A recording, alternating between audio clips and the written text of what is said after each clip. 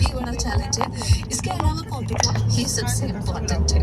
और आपने बताया कि बिल्कुल ट्रस्ट के साथ साथ क्वालिटी और अफोर्डेबल प्राइसेस और फिर पर्सनल केयर पे फोकस, ये सारी चीजें मिल जाए तब कहीं जाकर आपका बिजनेस जो है वो सस्टेन करने की पोजीशन में आता है।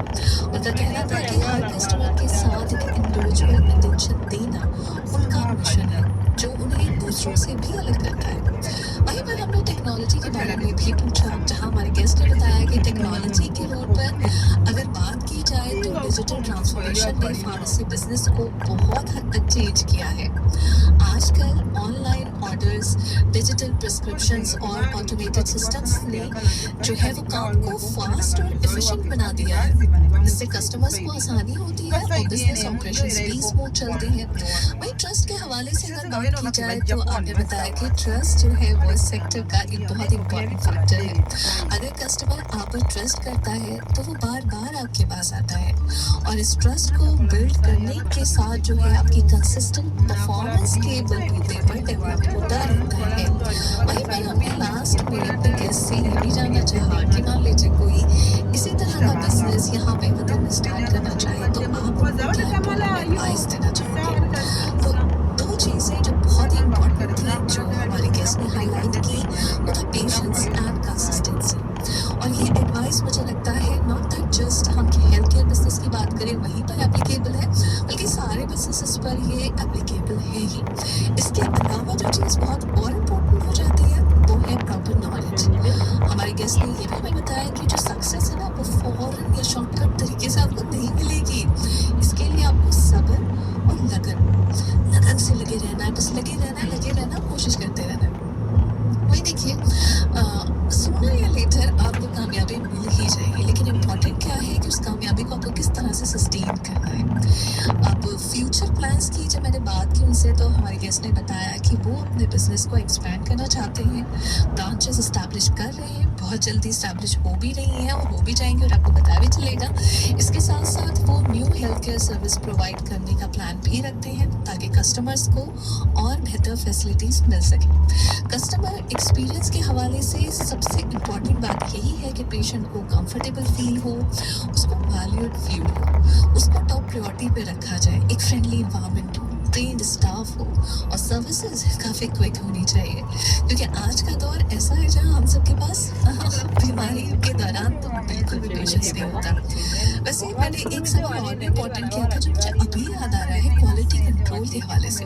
जी हाँ, और इस पर भी हमारे गेस्ट ने बताया कि क्वालिटी कंट्रोल बहुत इम्पोर्टेंट है और सर्टिफाइड सप्लायर से मेडिसिन लेते हैं, प्रोडक्ट्स की ऑथेंटिसिटी हर हाल में इंश्योर की जाती है।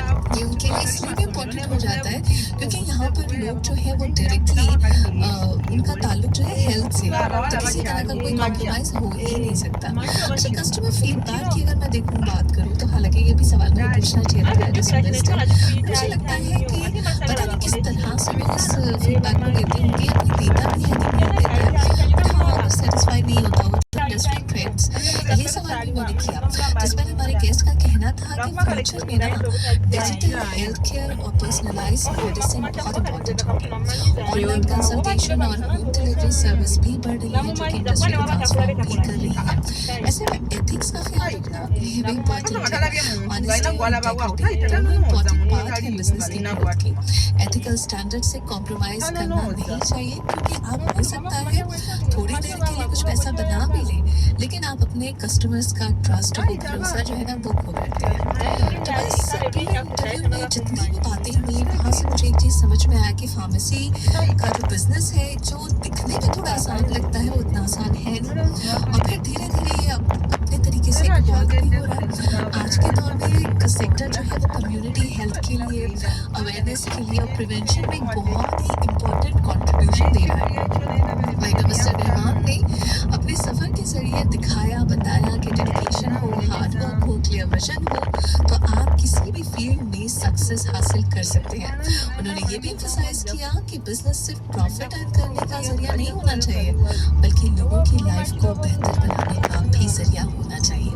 सो ऑल टुगेदर मैं ये कह सकती हूँ कि इंटरव्यू एक स्ट्रॉन्ग मैसेज भी देता है कि हेल्थ केयर सेक्टर में काम करना सिर्फ एक प्रोफेशन मोटिवेशन नहीं, लोगों के लिए इंस्पायरिंग है जो अपना खुद का बिजनेस स्टार्ट करना चाहते हैं या फिर हेल्थ केयर फील्ड में आना चाहते हैं। उनका फोकस क्वालिटी, ट्रस्ट और सर्विस पर है, जो किसी भी सक्सेसफुल बिजनेस की बुनियाद है। आखिर में ये कहा जा सकता है कि अगर इसी तरह इनोवेशन, डेडिकेशन, कस्टमर केयर पर फोकस रखी जाए तो फार्मास्यूटिकल सेक्टर मुस्तकबिल में और भी ज्यादा तरक्की करेगा और कम्युनिटी हेल्थ को बेहतर बनाने में एक स्ट्रॉन्ग रोल अदा करेगा। मुझे लगता है कि आज के लिए मुझे यानी नाज़िया और शहबाज